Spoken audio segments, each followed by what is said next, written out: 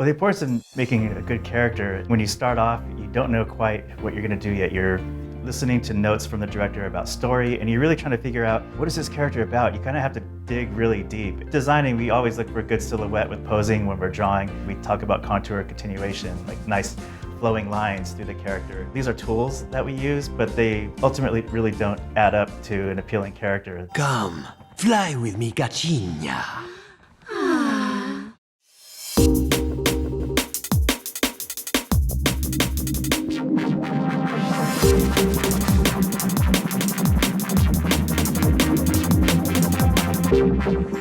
David Cohen from Variety here. At Artisans, we've been a little bit obsessed over the last few months with what makes a great animated character. We've done entire episodes with Pixar's Albert Lozano about Inside Out, Blue Sky's Bruno and Scott Carroll about the Peanuts movie, and sculptor Carol Koch about Anomalisa.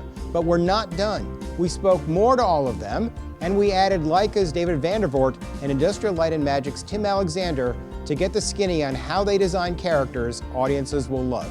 These characters can typically take up to a year sometimes just to develop and design. We try to think of like what this character's history might be, where they've been, what their life has been up to that point. Even though you don't see any of it in the film, you just want to feel it. It becomes something that you have to notice instantly. And so it takes a long time to actually create something that you're just going to notice in that nanosecond when you first see that character. Character design is generally, with those types of things, actually takes multiple people. You've got a script, you have an idea, you know what these characters need to do, but then you need to be able to look at this character for a long time. Like, it has to be something that you can actually tie yourself to and understand and be able to sit in a room with for, you know, an hour and a half. It has to resonate with the viewer.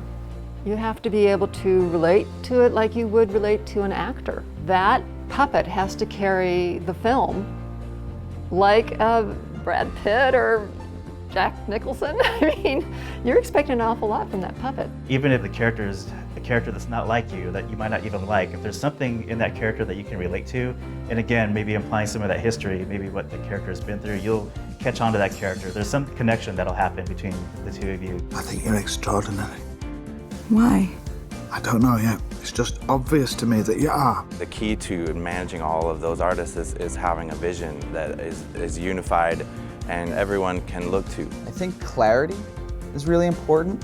So looking at the character and knowing exactly what the personality is just by looking at the character. Appeal is key, and it doesn't always mean cuteness or beautiful. Oftentimes it's a relatability that we look for and that makes certain characters and people enduring to us. So often that's a flaw. Usually there's some sort of focus feature, something that makes them a little bit more unique. It gives you something to sort of use when you're doing your acting. But adding a chip in the tooth or a little tuft of hair that's not quite in place, or one eye that's a little higher than the other, those are the little touches that really endear a character to the audience.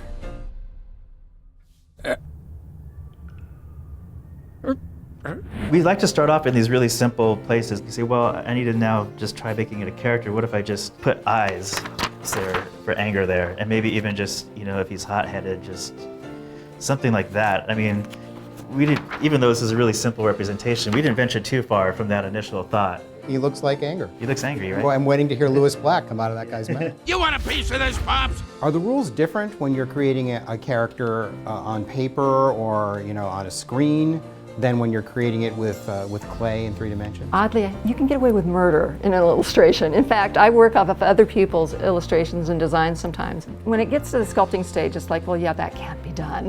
It's not gonna look right, or it's not gonna work on a human body that way. You never want something to look like it really physically couldn't happen. You didn't want to get into that uncanny valley where something looks real, but it's not quite real, or it doesn't quite move real, and it creeps out the viewer. We didn't want that tragedy to happen, so. This is Norman from Paranorman. I think he's both cute and weird. His face and his smile are very cute, classically cute, but his hair is absolutely weird and out of the ordinary. So I think that combination adds a lot to his appeal.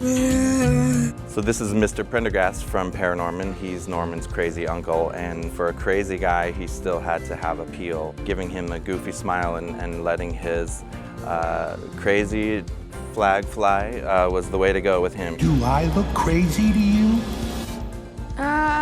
You've got You know, your director, your production designer, your art directors, you have your visual effects supervisors, you've got all these people have opinions on what, you know, these characters should be. In the worst case, it becomes something that's watered down and kind of boring because you have too many opinions. In the best case, you get an excellent character where these contributions from all these people go to make a really good character. If you think about how different some of the films that have been nominated for Oscars in recent years have been, I mean, you have the lush animation style of How to Train Your Dragon, you have the Tom Moore Song of the Sea, which is really visually spectacular, and you have the Studio Ghibli stuff, which is a whole different style.